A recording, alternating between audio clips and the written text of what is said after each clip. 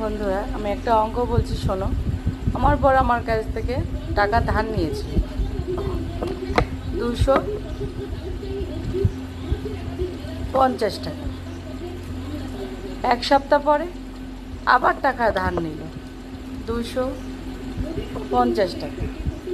এটাকে এখন যোগ করছি। টাকা নেওয়ার সময় হয়ে গেছে, এতদিন টাকা রাখলে তো বাড়বেই না। শূন্য শূন্য মিলে গেল শূন্য, পাঁচ পাঁচ মিলে গেল 10, দুই দুই মিলে গেল 4। তাহলে এবার বলো, আমি কত টাকা পাই? 4100 টাকা পাই। এবার আমার টাকাটা ফেলো। ভুল বলেছি? বলছে এই জন্য বউদের কাছে টাকা ধার নিতে নেই। সেটা তো আগে ভাবতে হতো না, বউদের কাছে টাকা নিতে নেই কি নিতে আছে।